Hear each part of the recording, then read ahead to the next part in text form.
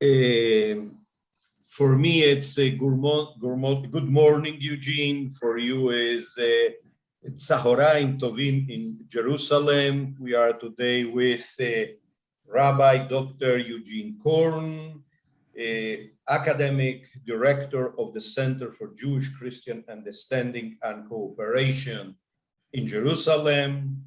A rabbi, holds a PhD from Columbia University, and his dissertation was about moral philosophy. A person who developed a very fruitful and important career in the dialogue. As far as I know, Eugene, you were a member of the Anti-Defamation League. You worked in Anti-Defamation League and wrote many books. How is that you came involved with this issue? Yes. Well, first of all, it's a pleasure to be with you, Rabbi Abraham. Like many turning points in life, I came to the field of Jewish-Christian dialogue through personal experiences. Let me first say that, as you mentioned, my PhD at Columbia was in philosophical ethics, Kantian ethics. So I was always concerned with ethics. And certainly the Holocaust heightened that, the knowledge of the Holocaust heightened that concern with ethics, because I was always very concerned, how can we somehow prevent this from occurring? And much of ethics is really an examination of how you treat the other, not so much how you treat people who are like you, but how you treat somebody who's different. So coming from an Orthodox Jewish background, I was quite concerned about the traditional Jewish attitude toward Christians, because I grew up with Christians in New Jersey, back in America, and I was very concerned about, what does Judaism have to say about Christians? And as most people know, the history is not a good one, certainly through the Middle Ages of Jewish-Christian relations. So I had this picture of Christians as people who were intolerant of Judaism and who were looking to convert Jews, etc., and who were kind of, what can I say, morally and theologically unsophisticated. And then, providentially, in 1988, I came to the Hartman Institute in Jerusalem. I took a year off, and I was put into a seminar of contemporary theology. And in that seminar were a couple of magnificent human beings, Christian clerics. One of them was Marcel Dubois, who was a very important Catholic theologian. He had influence on the Second Vatican Council, and he chose to live the end of his life in Jerusalem amongst the Jewish people. Because he felt that was the best way for him to be a Christian, was to live with the Jewish people as Jesus had lived with the Jewish people. And meeting Marcel and maybe two other very sophisticated, sensitive Christians there really burst all of my preconceptions about what Christians were. They weren't interested in destroying Judaism. They were interested in having a dialogue with Judaism. They understood that most of the Christian faith was based on Jewish roots. And they had made this commitment to live in Jerusalem because they wanted to be amongst the Jewish people. So this was a huge shock for me. And it caused me to understand that my preconceptions about Christians were really quite false. They were based a lot upon medieval polemics, if I could use that term.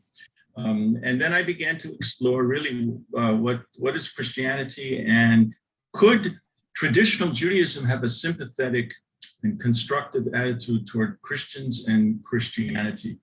And I would also say that at that time, this was in the 80s, so it was more than 20 years after the Second Vatican Council, but there was enormous excitement even in the 80s, Rabbi Abraham, that in the 80s, there was all this ferment about Jews, religious Jews and religious Christians talking to each other, trying to reconcile, trying to come to grips with their history. So it was a very exciting time. And there were new barriers were being broken. I mean, new fields were being opened and old barriers were being broken. So there was a lot of excitement and electricity going on amongst good people, Jews and Christians who were committed to making the future better than the past. And lastly, I would say I was very moved when I read an essay by Abraham Joshua Heschel. He wrote a magnificent essay. It was really a transcription of a lecture that he gave. It was called "No Religion is an Island," right? In which he laid out very beautifully, very poetically, the fact that today we're all interrelated. You know, that in the global village, although he didn't use that term because the term came a few years after he wrote the essay, but in the modern world, we're all connected, and it's impossible to have a vital spiritual life if you're isolated from everybody, from the rest of humanity. So, and he saw Jews and Christians as partners in trying to create a better world. So that was a very important experience for me to read that essay and to understand that. So a combination of all these things that came together in the 80s. I mean, I had a different career. I was involved in other things, and all of these moving experiences in the 80s and in the 90s, you know, caused me to get more involved in Jewish Christian affairs. And I came back to the Hartman Institute in the 90s. And again, you know, probably the rabbis say there's no such thing as an accident in the world. You know, everything is done for a purpose. So in that, at Hartman's, during that time, there was a Jewish academic who was on sabbatical. His name was Rabbi Asher Finkel. I don't know if you knew Rabbi Finkel, but he was the head of the Department of Jewish Christian Studies at Seton Hall University. And he also was an Orthodox rabbi. And we talked a lot and we studied together. And when I decided to come back to America, he asked me if I would be interested in teaching at Seton Hall, because there was this master's program, a graduate department in Jewish Christian Studies. And that kind of solidified my commitment to go into this field of Jewish Christian. It was mostly Jewish Catholic at that time, studies and reconciliation and dialogue. So, you know, you could say, well, all of these things were chance occurrences, but I prefer to think of them as a kind of, you know, providential. God was telling me something, and it was up to me to take advantage of it. No, I agree. Look, my intention in life was to devote myself to chemistry. And at the end, Kadosh Baruch Hu had other plans for me, and as a rabbi, and devoting myself also to dialogue. Another point that I share with you is that No Religion is an Island was also for me. It's something very important. It was for me the halachic teshuvah to work on dialogue, because, you know, I am descendant of Polish Jews, and although my parents came as an adolescent, or my mother as a baby, to Argentina, but all their milieu in Argentina was they interacted with the Argentinian society, but the roots and all the milieu was were the Jews around them. The friends they had, the language was Yiddish, no Spanish. So my influence was very great, and the idea about dialogue, the idea about the suspicion about the Gentile, yeah, the preconcept, and especially after the Shoah, was very great. But the point you stress the point in this article about the world is shrinking in Heschel. The world is interconnecting more and more one with the other. What I stressed in this article was that Jews and Christians are sharing a common enemy, nihilism. Remember this word. And this was a great thing, a great idea, a great challenge for my soul, for my intellect. And okay, tell us about your work, Yes. your writings, the institute that you are heading. You are the academic director of the Center for Jewish Christian Understanding in Jerusalem. What is this center doing? Yeah. Yeah. What So about all that? just let me back up a bit to tell you how I got to this center. As I said before, I was teaching in the graduate department at Seton Hall University, which is a Catholic university. From there, I became the international director of interfaith affairs at the Anti-Defamation League, which you mentioned. Now, the Anti-Defamation League was really one of the leaders in Jewish Catholic dialogue or Jewish Vatican relations. It was always front and center. My predecessor was a wonderful man named Rabbi Leon Klunicki, who was an important figure in the whole dialogue, and I succeeded him.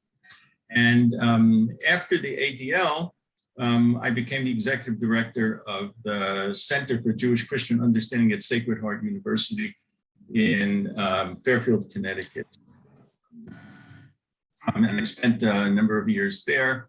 And that's where I began to write more serious academic pieces about the reconciliation process, about halachic or Jewish legal and rabbinic attitudes to Christianity. And it turned out to be a very productive time for me. And I would say that, I don't know if you experienced this, Rav Abraham, but there's always a certain tension or a dilemma between how theoretical and academic you want to be and how practical you want to be. You know, to what extent are you going to engage in changing the reality on the ground through practical initiatives, and to what extent are you going to try to break new ground theoretically and academically? And I always felt torn between those two extremes, and I tried to strike a balance in them. After Sacred Heart, I was asked to come to Israel to run this center, which one of my first Talmudic rabbis decided to found in Israel. I mean, he was a kind of a maverick in that regard. He was the chief rabbi of Efrat. It was named Shlomo Riskin. He called me up one day and he said, "Would you come to Israel and run this center? I want to start a center for Jewish Christian Understanding," because he realized that some of the most important and most active supporters of Israel were people in the Christian world. That he understood that Christians and Jews were there was no longer any need to be enemies, but we should work together. And he asked me if I would come to run the center. And I told him I couldn't just pick up. I was at Sacred Heart at the time. I couldn't just pick up, but I would be a consultant. And together, with Rabbi Riskin, we kind of conceptualized what this center would be, and it was supposed to focus on joint Bible study, development of new understandings of each other, and to do active cooperation. That's why it was called the Center for Jewish Christian Understanding and Cooperation. So I was at that time, I was the American director of it, but the center really was in Israel. And then a number of years later, I came on Aliyah. I moved to Israel, and I became the academic director. And the center is really dedicated to kind of fostering relations between Jews and Christians, which is not an easy thing. It's much harder in Israel, actually, than it is in America, or I don't know about Argentina, but it certainly is in America, because in many ways, both the Christian community and the Jewish community in Israel is a little farther behind the communities in America regarding interfaith affairs. Let me give you an example. I was kind of open to Christians very much in America because I met with Christians. I interacted with Christians all the time. It was a mixed society, it was a pluralistic society. But in Israel, most Jews, certainly most traditional Jews, don't interact with Christians, right? So some of them never got out of their medieval understandings of Christians as crusaders. Somebody once told me that not all medievalists lived in the Middle Ages. So, they're still kind of in their ghetto, many people, not all, but many people. So you have to get them out of the ghetto in that sense. In America, you're naturally out of the ghetto because you're part of a pluralistic society, but that's not true in Israel. And on the Christian side, what I found, much to my disappointment, was most of the Christians in Israel, Christian citizens, and even Christians in the Palestinian territories, are pre-Vatican II. They have pre-Vatican II theologies. They think that to acknowledge Judaism or to have a sympathetic attitude toward Jews or Christians is to be pro-Israel and therefore anti-Palestinian. And therefore, even the Catholics, the Catholic clergy in Jerusalem, many of them, they won't say this explicitly, but the fact is that they're still supersessionists. They still believe in pre-Vatican II Christian theologies about Judaism. So it's much harder to break those walls down in Israel than it is in America, but we're trying, and I think we're succeeding on an individual level. And again, this activity is a combination both of theoretical issues, theological issues, and practical issues. Because I mentioned before that what really was very pivotal in my development was meeting people like Patrick Dubois, Marcel Dubois, excuse me. It's the personal experience that really changes hearts very often. And I think that's much of that needs to be done here in Jerusalem and in the Middle East. So I've been doing a combination of writing and practical dialogue.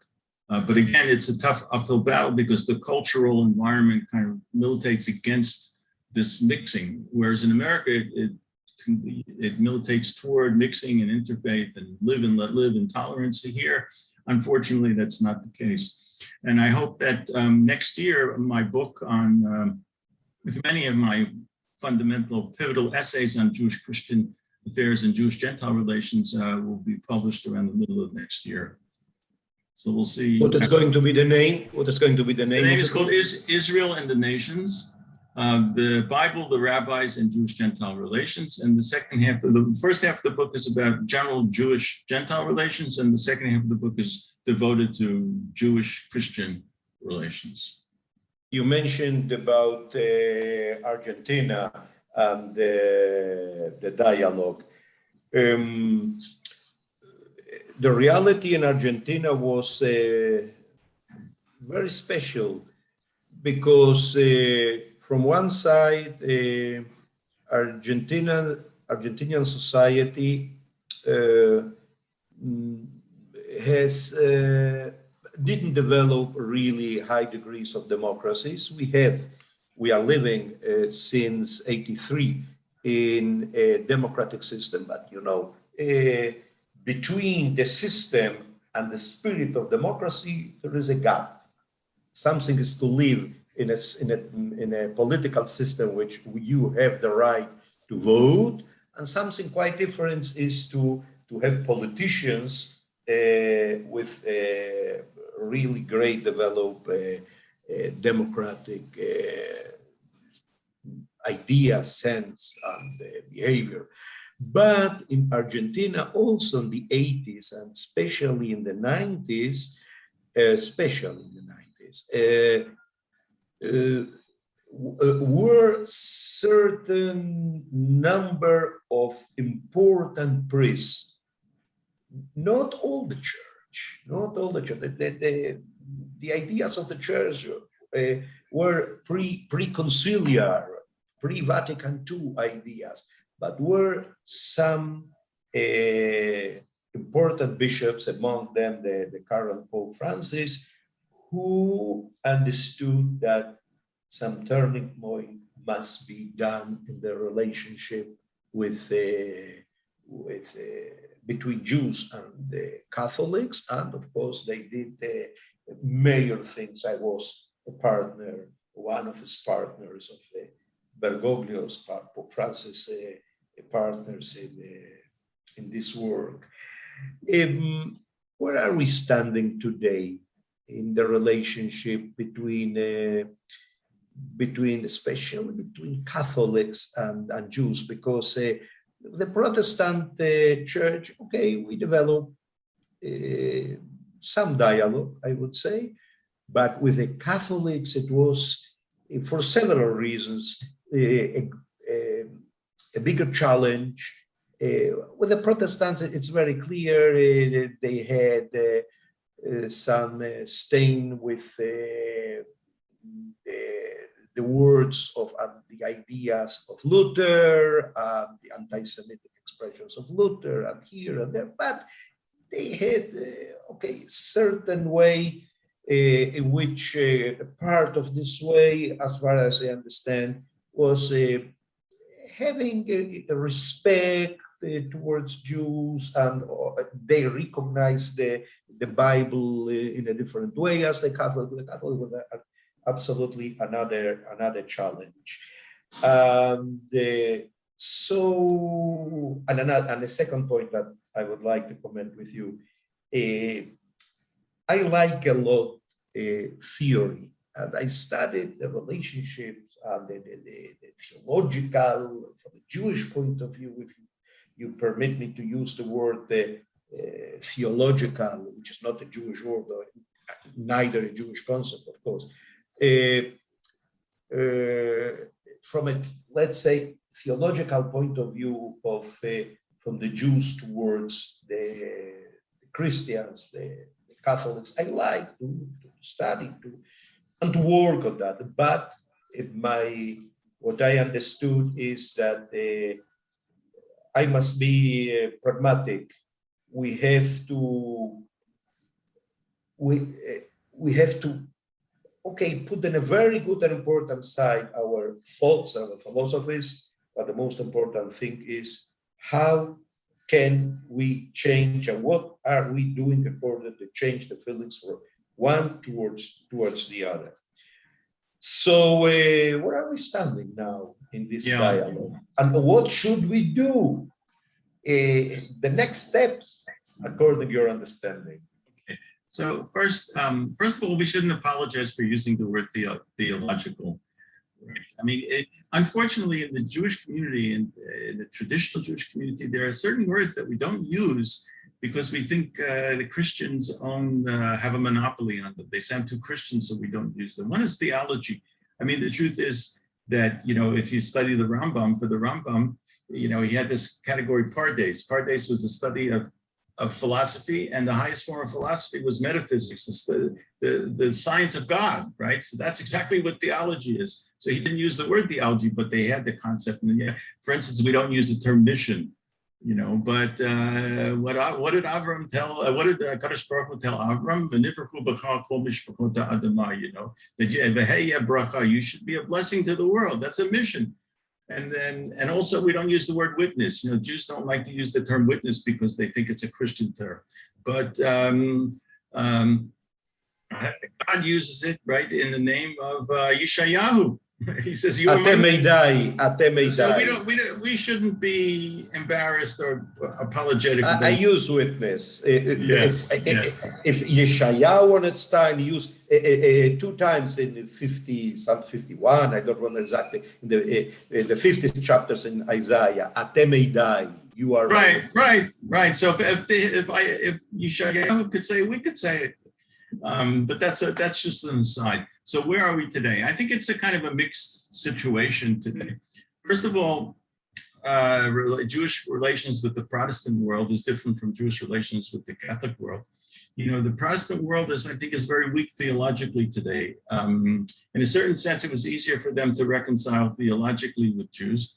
On the other hand, much of the Protestant world, particularly the liberal mainline churches, in Philadelphia, or the World Council of Churches in Europe, they become so leftist politically that they become very hostile to Israel. And that is always a huge problem in relations between Jews and Christians. Some of the mainline Protestant churches, like the Presbyterian Church or the United Church of Christ, are in the forefront of the BDS movement, which is not just about occupation; it's about the very legitimacy of Israel.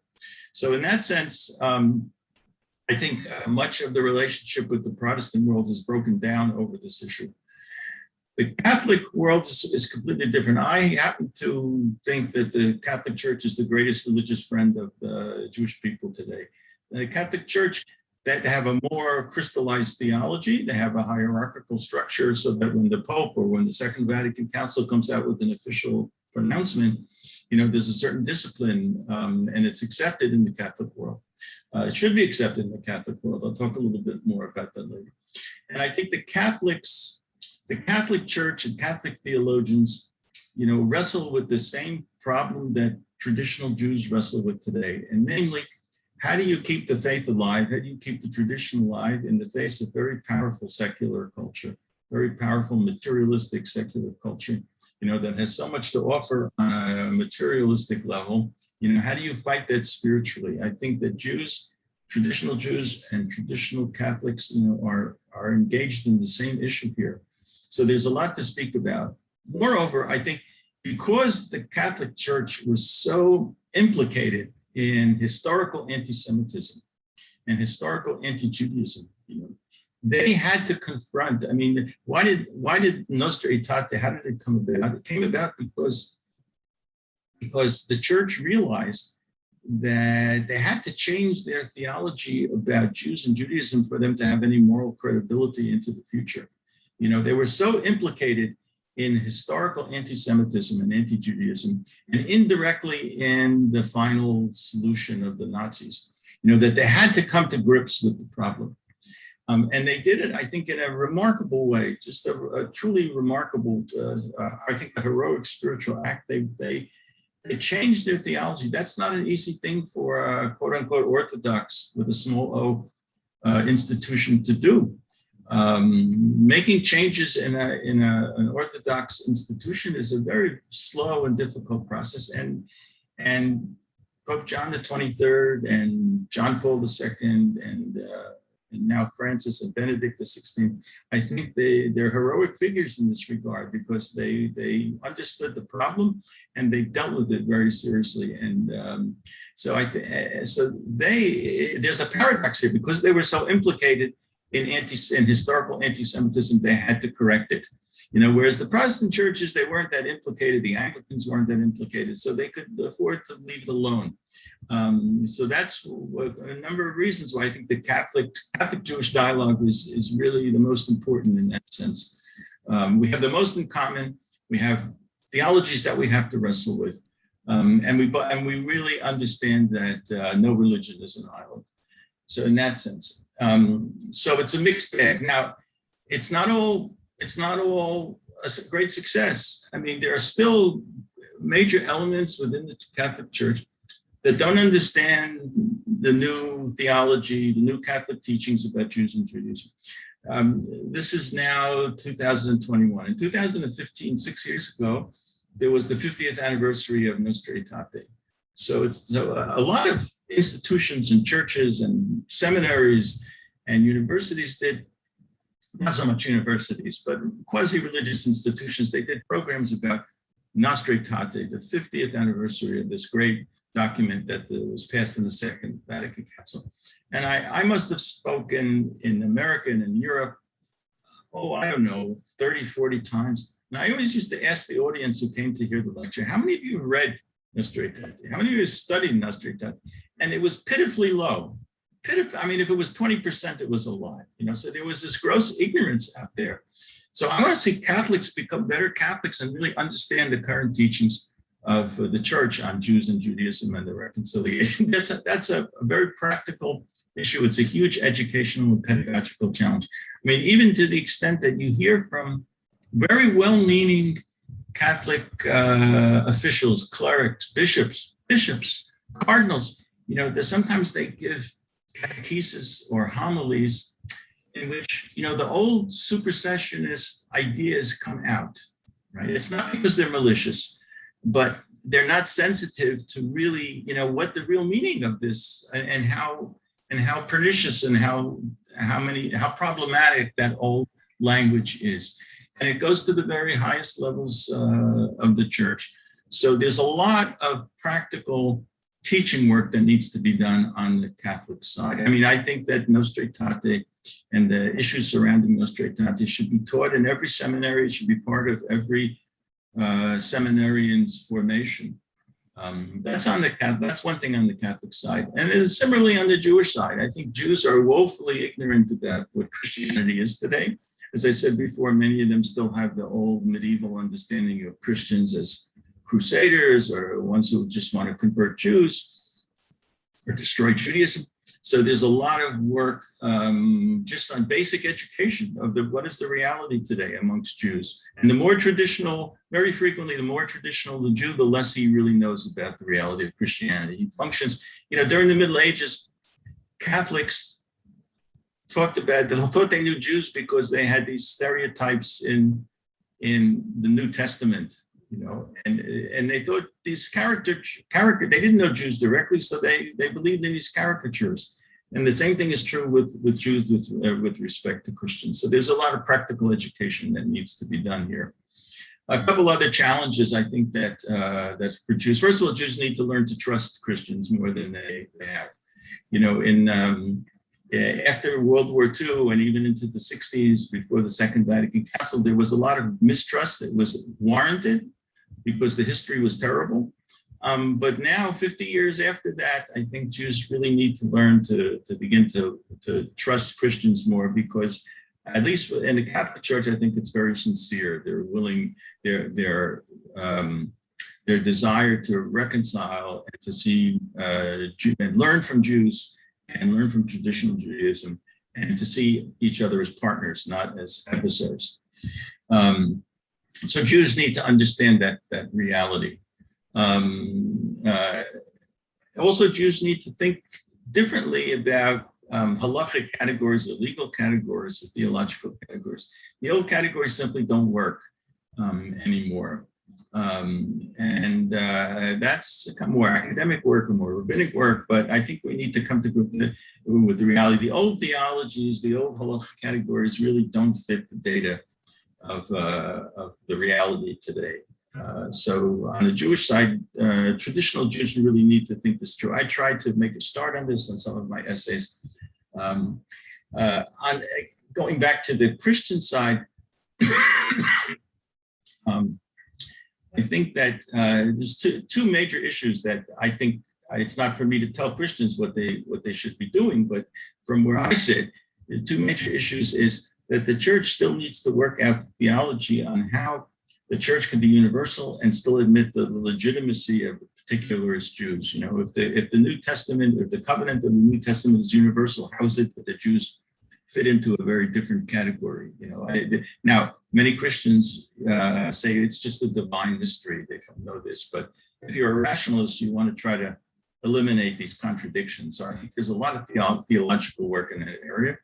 And lastly, I think now you see the beginnings of Catholic theologians wrestling with the notion of the theological status of the state of Israel.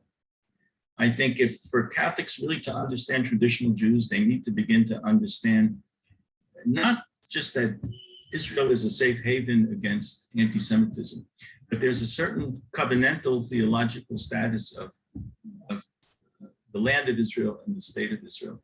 The church has been hesitant to move in that direction, I think primarily for political reasons, but now you see some sparks of some Christian theologians beginning to talk about the state of Israel as somehow having theological importance.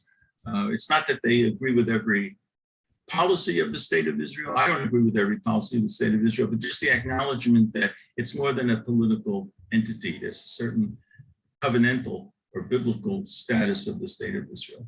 I mean, there's a Catholic theologian, Gavin DaCosta, was written a book on this, and I know that in April I was invited to go to a conference in Rome to discuss this issue about Catholic attitudes toward religious attitudes toward the state of Israel. So you see a lot of ferment in this area, but again, there's a certain reluctance and a certain resistance, primarily because of the Christians in the Middle East.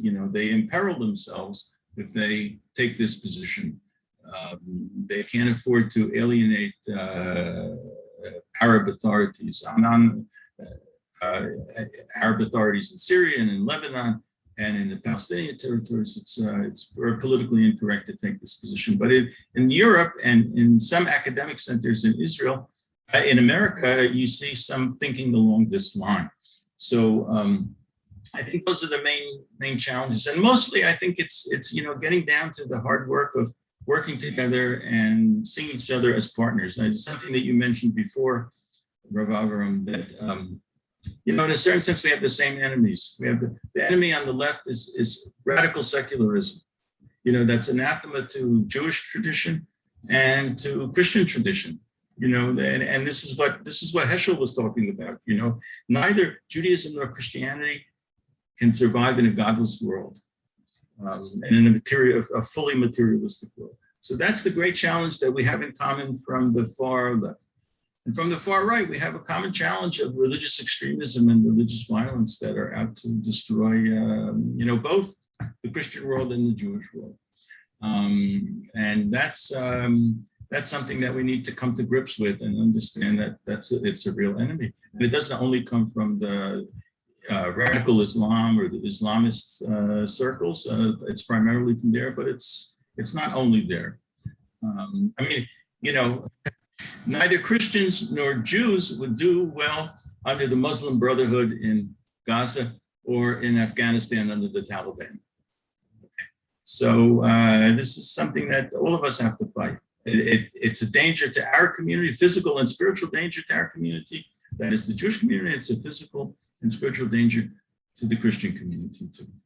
And it's something that we can all cooperate on, and work together toward this. Dear Eugene, thank you so much for your deep explanations and very clear, giving us the whole scope. When I asked you this last question, I gave a short commentary about the importance of the relationship with the Catholic Church in comparison with the other denominations. And you reminded something very interesting. I look only the past history when Jews escaping from Spain went to Holland, which was not a Catholic country, or to the non-Catholic countries, and they received Jews and they permitted them to live there.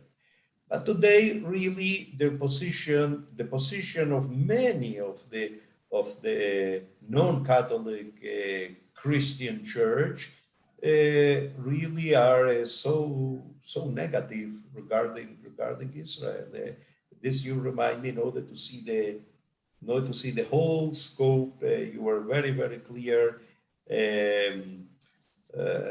So thank you so much. And if I could just end on a kind of positive, inspiring note, I see this whole reconciliation as a miracle. My grandfather lived under the Tsar in Russia, and he could not have imagined Jewish-Christian relations and cooperation and partnership. It was completely beyond anything he could think about. So here we are today, and we shouldn't take it for granted. And I see it as a kind of step in the direction of this great messianic vision of both Judaism and Christianity, where we can be brothers and we can work for peace and cooperation and mutual understanding. It's a slow process. It's not going to happen tomorrow, but I think this is really kind of a sign for Min HaShamayim in that sense. I do believe, I do share with you this belief, this hope, And because as Rambam wrote already 1,000 years ago, we are paving together the way for a better world that in rabbinic words is the way for the coming of the Mashiach. In the next time, because our time is finished for this interview, let us talk about the dialogue with the Muslims, how to develop that. You are living in Medinat Israel where you are looking face to face as Israelim, as Yehudim, as Jews, as Israelis. You are looking to the Muslim neighbors because the great majority Yes. around Israel and in Israel, there is a very important Muslim population. So, of course, that is a great point in the dialogue. Eugene, receive from here, Philly, a great hug from me and blessings. And as we are approaching a new year, Ktiva v'chativa tova, the best. And may the new year be bring peace to all the world. Let us be in touch.